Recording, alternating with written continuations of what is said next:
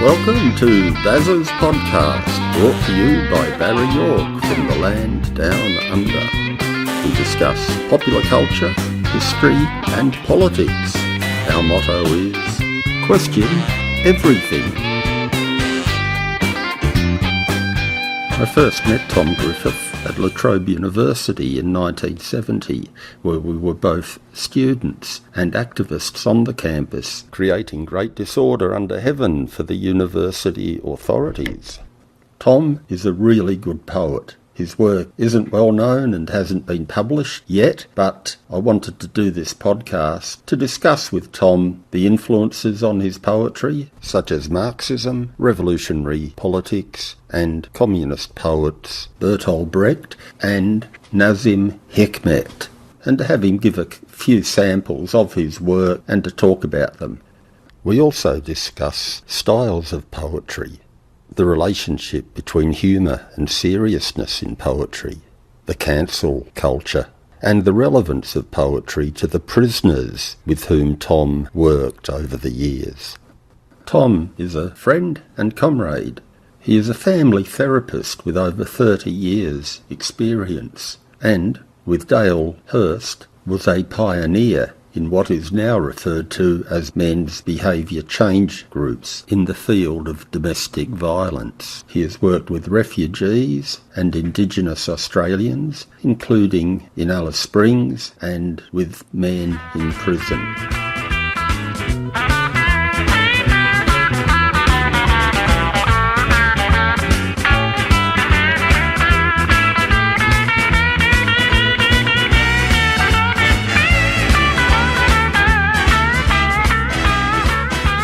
Tom, how did you get interested in poetry? I remember in the 1960s, so this was I was a high school student, there was this American show called Mr. Ed about a horse who could talk. And it was a funny show.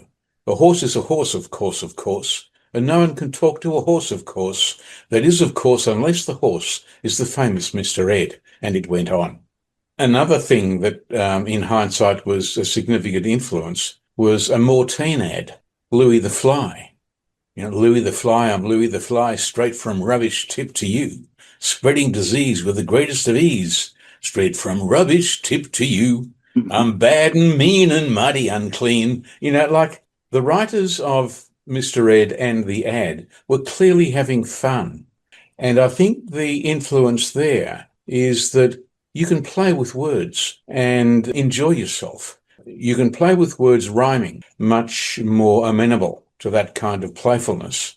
Come the 70s and my involvement in politics, of course, into the room steps people like Brecht. Since Form 5 at school, Wordsworth buzzing away in my head, the bliss of his solitude and the field of golden daffodils.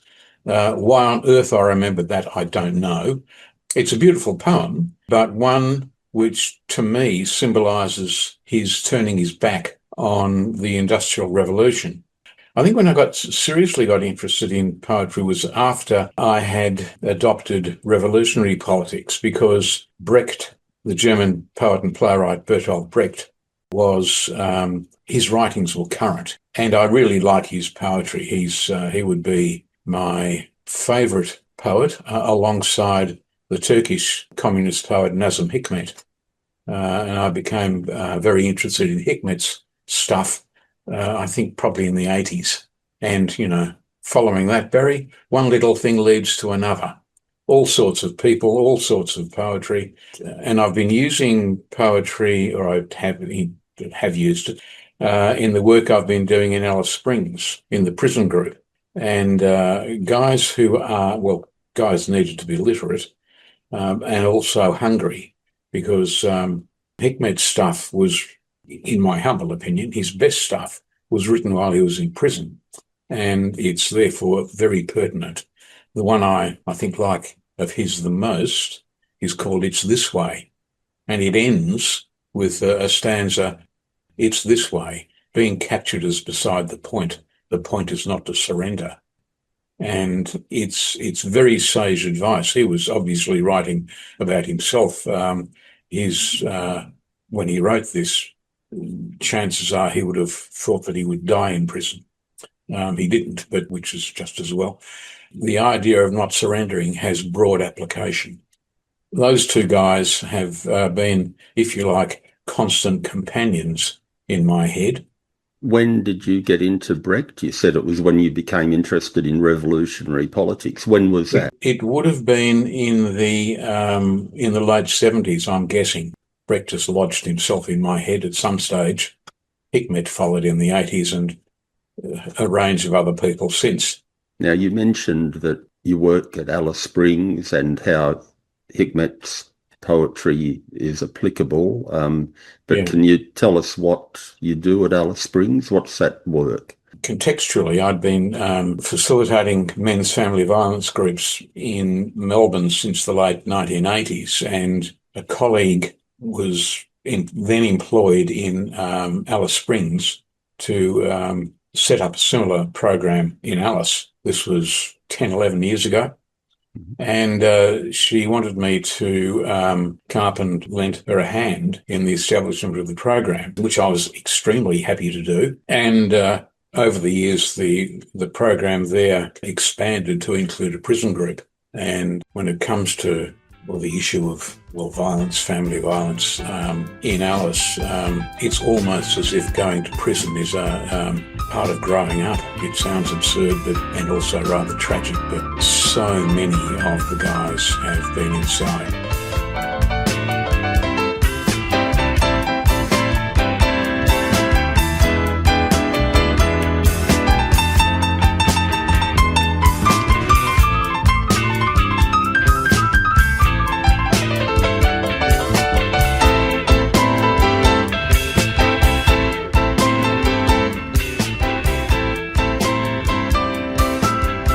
Now, you said that you think you got interested in Brecht towards the late 70s. I think you and I first met in 1970 at La Trobe Uni at a general meeting about the Vietnam moratorium.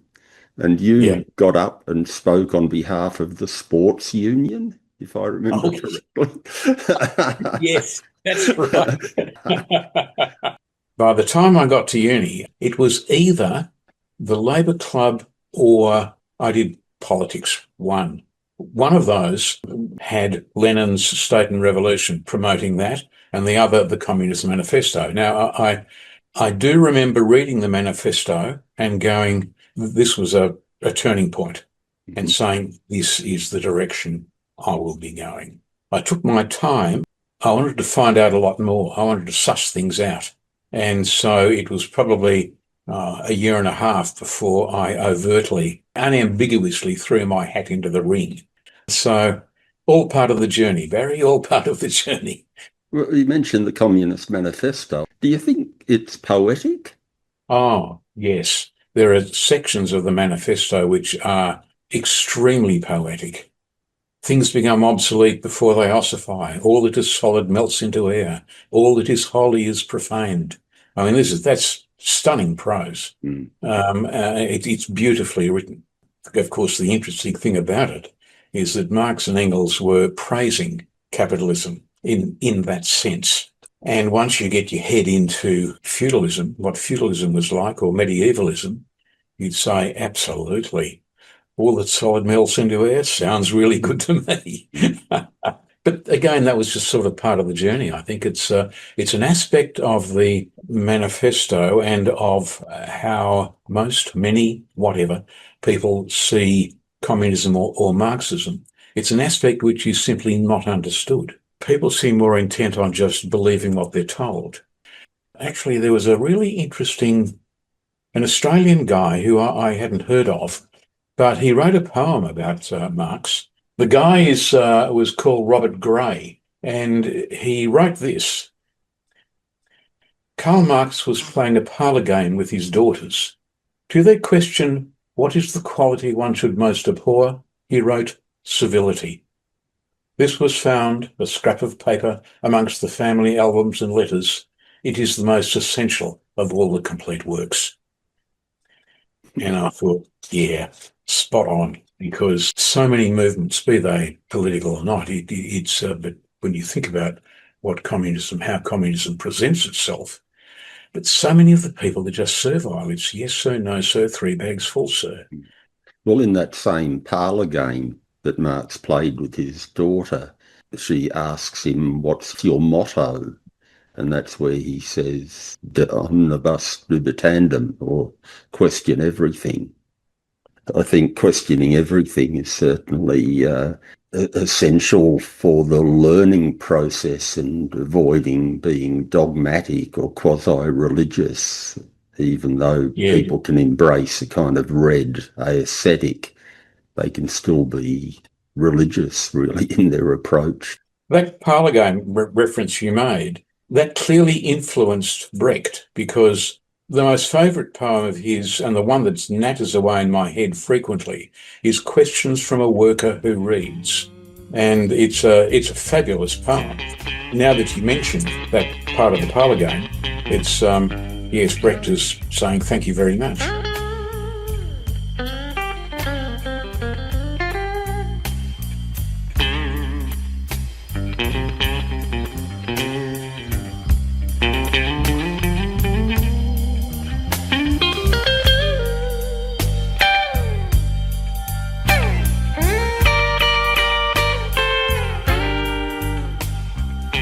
The thing I really like about poetry, or one of the things I really like, is that, and this comes back to the prison group too, you can give people or suggest to people, why don't you read this book? Why don't you read this article? Now, for people who are genuinely interested and have a bit of a track record, fine. But most people may not, and certainly in a prison context, don't. Now, a poem is a story, told well or badly, that is generally less than a page. Now, if it bores the shit out of you, you're not wasting any time at all. If it grabs you by the short and curlies, then it promotes interest. It promotes curiosity. And I must admit, I find that applies to me too.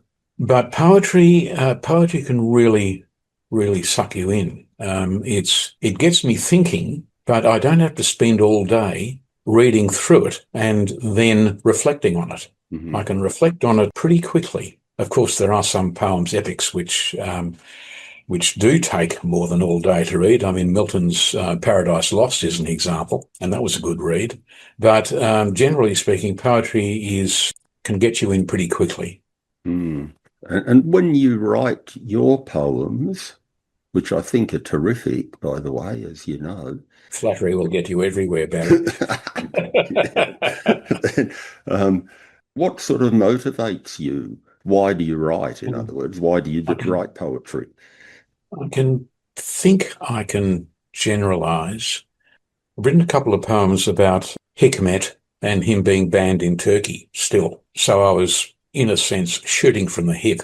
It was sort of like, I hear this report that one of Hikmet's players have been banned by a council in Turkey somewhere. This is going back a few years. And I thought, fucking hell. I mean, what a, bastards. So it was from that position, that a shooting from the hip position. Similarly with the poem I wrote, which I'll read out later, on Qamar Gul, the 15-year-old Afghan girl whose parents were murdered, and she then picked up her father's machine gun and dispatched the murderers. That was straight shooting from the hip. It was fortunate that I was supervising an Afghan men's family violence group at the time, because I then sent what I'd written to the female facilitator, lovely woman. I found out later, writes some poetry herself, but I wanted to know, have I got the politics right? Does this reflect accurately the situation inside of Turkey as you understand it? And she said yes. Well, needless to say, I was happy with that. Do I decide to write a poem and ponder over it? That kind of approach. No, that tends not to be my approach. I suppose I must do a little bit of pondering. Mind you, the thing with poetry is that you play with it. Is it ever finished? Like you just fiddle, always coming back to it with a critical eye and saying, oh no, that I don't need that word, or whatever it is. When we write articles, the same thing happens, but it's that editing process is a more expected part of the task. Something short like a poem, well, for example, a short poem, maybe it's expected there too, but I just continually fiddle with the stuff.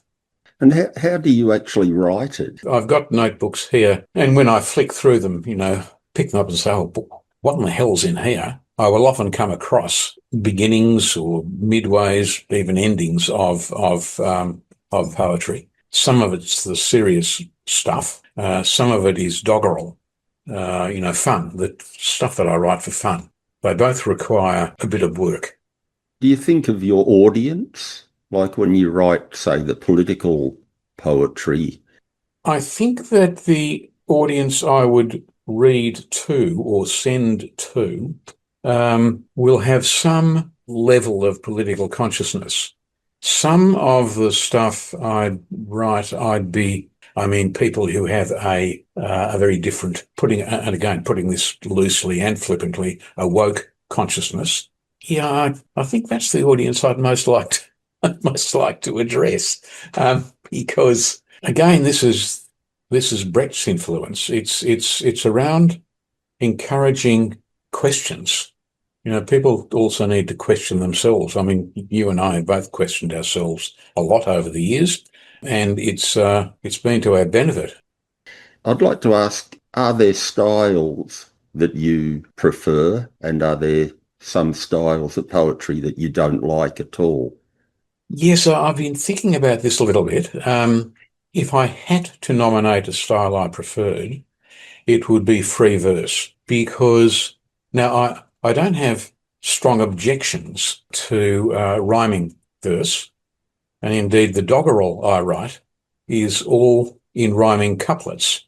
The thing certainly with rhyming couplets, is that you don't necessarily know where it'll end up, because you're trying to find a word that rhymes, that seems to make sense, but it'll take you off in a different direction, which is sort of funny. The free verse is, I find it more liberating, because you can focus much more on what you're wanting to say, on content and how you express that. Rhyming verse will, you can certainly still do that. I'm just rereading Shelley's The Masks of Anarchy, which is a fabulous poem. And that's rhyming stuff. And it certainly didn't stop him from kicking the British ruling class in the balls. I think free verse is easier. It enables me to be clearer. Can there be poetry for its own sake? Look, yeah, nah. The yeah part is that poetry can be written just for fun, purely for fun, or some kind of enjoyment. And there's no harm in that at all. There's a lot of really beautiful poetry which is very personal, love-based, and so on.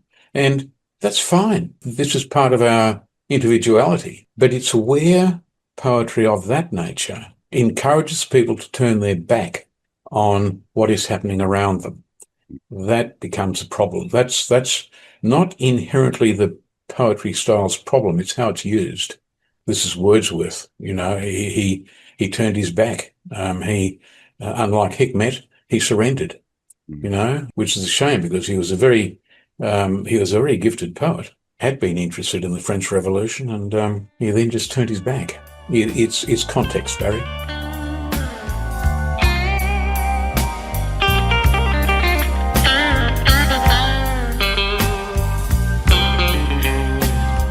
Tom, I'd be grateful if you could read or recite 3 of your own poems and tell us when and why you wrote them and how the ideas came to mind. Look, the first one I'll read was sort of taking the piss a bit out of bureaucracy. And I think a long-standing hatred is too strong a word, annoyance with bureaucracy. It's the fact that whilst a certain amount of bureaucracy is understandable and necessary, it begins to assume an identity and an appetite all of its own. And with that aspect of it, it produces nothing. It's sort of parasitic. So with that sort of stirring away in the back of my head, as well as, I don't know where I first heard this, but medieval theologians, or some anyway, would debate how many angels would fit on the head of a pin. And I ended up putting these two things together. So, and I'll read out what I've written. In medieval times, some theologians seriously debated how many angels could fit on the head of a pin. Their error was in not noticing that demons in angelic garb could also sit atop pins and push the angels off. Using their urge to torment and feed off human flesh, these demons embraced the modern world and mutated into bureaucrats. And each mutation mutated in turn, spawning managers, middle managers, human resources departments, and regulations beyond measure. And at each week's end, in distant bars and clubs, they dream up more regulations and the KPIs to impose upon those dependent upon their largesse. In honour of this spread, the mutants have commissioned a great public work, the construction of an invisible pin embedded in human flesh with an ever-expanding head. So, I mean, there is clearly a serious aspect to that. I am having a crack at the parasitic nature of over-bureaucratisation. But I'm also using humour as a means of making the point. And I think humour can be used very well to make very serious points and observations. Does it have a title, that poem? I think what I would entitle it as is In Medieval Times, ... Okay. What you said about humour brings to mind the book by Milan Kundera, a Czech writer. It's called The Joke. It's simply called The Joke, and it's about the trouble that this poor fella gets into for making a joke about a Communist Party official or something like that, you know, an innocent, harmless, private joke. And in that book, there is the line, a joke can be a serious thing. He ends up in jail. And, you know. Oh, look, Barry, we can laugh at that. And the point he was making then was a serious one. But we're seeing a lot of that right now. In the UK, there are people being arrested for, in inverted commas, inappropriate texts. I mean, for Christ's fucking sake, it is Kafkaesque. People can be cancelled. The old dynamics, characteristic of tribal and feudal societies, of utilising the power of shame to shut people up, and people being frightened of being named and shamed. It's a means of control. It's making a bit of a comeback. It is different under modernity, but it impinges freedom of speech, or freedom of being, even.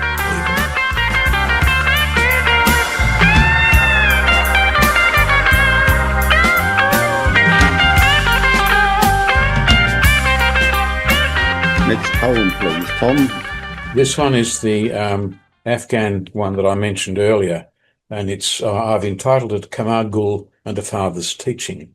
I still have the news clip that I cut out of the paper and stuck on the fridge describing what this girl had done. She's just a fantastic hero. I'll read the poem. As others forgot to question and rushed to defend the old verities and inherited wisdoms, as others remained fast, confusing darkness for light, the old spell began to break and its truths began to decay. As others panicked, shielding themselves from the revealing light, confusion spread and freedom beckoned. From the depths, ghouls and false healers emerged, screaming and cajoling, harnessing death and instilling fear, settling old scores and new alike. Such times are dangerous. How is this man to protect his family? What if he should fall? Can friend still be seen from foe? What if he should fall? Tradition dictates his daughter's marriage. The past may still protect. But what if these ways are not enough? What if they should fail? He placed his gun into her hands. He'll teach her what to do. If fall he should, and well he may, let new ways show the way. When death came bursting through the door, stealing her parents from her, this father's girl knew what to do and didn't fail to do it. Conquering fear, harnessing anger, she honoured her father's teachings and moved into the light. Very good. Now, this incident happened 5 years ago, so she would be probably about 20 now, and I hope she's okay. The father was a village leader, and I think the look of the girl, she's Hazara, so the family is Hazara. She'd been married off as a 15-year-old. This is old ways, so the mother and the father were still following old ways, but she was not happy. She left the guy and came home, and to her parents' credit, they took her back in. The dumped husband got together with Taliban people and raided her home, murdered her parents, and she then picked up her father's gun and attacked them and killed at least two of them. And good honour for that. It was an extremely heroic thing for her to do. But it also indicates that the parents, and notably the father, whilst believing in certain aspects of tradition, were beginning to question others. And teaching a 15-year-old girl how to use a machine gun strikes me as not traditional. He understood that she would need to be able to defend herself. Well, she may need to be able to defend herself. And his understanding was correct. She acknowledged in an interview that she'd been really frightened, but she had to overcome that. And because she was also very, very angry at what had happened. I think she's a great model, and I haven't heard anything about her. This made big news in Afghanistan and around the world. And I think had she not been able to escape the re-emergence of the Taliban, we would know about it. That's what I'm hoping anyway, and I've heard nothing. You've worked with Afghan refugees, haven't you? Yes. As I mentioned, I supervised the In Touch's Afghan Motivation for Change group. It's a men's group with a focus on family violence. And the female facilitator, who is about 30, she had also been through an arranged marriage, although that occurred here. And she left that. I mean, she's a very impressive young woman. But she was in a very good position to tell me, how accurate have I got this? And she said, she gave me the thumbs up. But again, this was very much shooting from the hip. As soon as I saw that thing in the paper, I thought, fucking hell. I was moved to pretty much write that on the spot. And did it take you long to draft that poem? No. The reason it didn't take me long was that I was really brassed off and impressed with this girl, but B, because I'd been working with refugee communities for 15 years by this stage, maybe 15 years, I'd learnt a lot about what medieval thinking patterns were, what really happens, if you like. It was seeing a number of these guys. We're both history students, Barry. Well, history was sitting in the room in front of me, and that enabled me to learn quite a lot. And it, in hindsight, helped me draft that.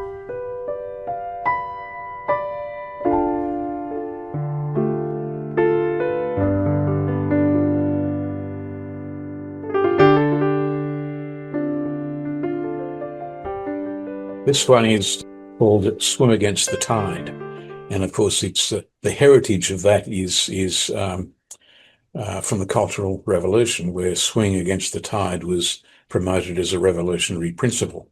And when you think about it, of course it is, because if you're swimming with the tide, you're with the majority. So change if change is there, has already occurred. When you swim against the tide, you're fighting for change that has yet to happen. So it's entitled Swim Against the Tide. Swim against the tide? What a message to send. We've no wish to make trouble, to hurt or offend. Let us pivot politely in progressive pose. Those standing against us, who resist and oppose, must be silenced, cancelled, shown the door. We don't feel safe when they take the floor. Their motives are wicked, hate-filled and mean. Denouncing their sins keeps us pure and clean. We are right, don't you see? No need to raise doubt. Those who question our grounds must be cast out. 'Tis plain to now see the distress they cause. We might question ourselves if they question our cause. To put a stop to this, we must keep them at bay. That's why we attack them and chase them away. They're reprobates, backward scum, so last millennium with their class struggle drum. Safety resides in our inclusive bubble. Outside its confines, we will only find trouble. And of course the top end supports our view. Together we support what is just and true. Shared values drive our moral stand, influences together. We're the progressive brand. So again, I'm taking the piss. I think the message is serious, but the means of the message, how the message is conducted, is with irony and humour, or a degree of humour. Was there any particular incident that prompted you to write that? I don't think that there was a particular one, or if there was, I've forgotten it. But there is so much information around news, whatever, social media, which accurately or loosely may be called woke stuff, and cancel culture. Some of the things that have been happening are just atrocious. It strikes me that people who do that are not confident in the views they hold at all, and they therefore fear having them questioned. Well, from my point of view, that gives me permission to question them. We've certainly been through political experiences where we have ended up seriously questioning what had been going on. Is there anything else you'd like to say, Tom? Flippantly but seriously, it's good fun, by which I mean it's meaningful. I think the group work I do is good fun. I don't mean it's hilarious. I mean it is meaningful. I just think you can say so much. Brecht's Worker Who Reads, when Ronnie and I were in Toronto, I went to the museum and there was a display, amongst other things, of 16th through to 20th century furniture. This was furniture that belonged to the wealthy because they could afford good stuff that would withstand the trials of time. But as I was going through looking at these things, I had Brecht nattering away in my head, like, where did the servants live? What was their furniture like? The workers who made this stuff, very skillfully, where did they live? Why aren't they here to be displayed? What's wrong with making comparisons? Often, not all the time, the common people are just written out. They're ignored. What I loved about Brecht's Worker Who Reads is that the workers were not ignored. Questions were asked, where are they? It was Brecht's poem that summed up so well this problem. And it wasn't an essay, it wasn't a book, it was a poem, more or less a page. But he natters away in my head constantly. This has been episode 4 of Bazza's podcast series. Special thanks to Tom Griffiths. Also music by the late, great, much missed Peter Gelling, whose albums can be heard on Spotify.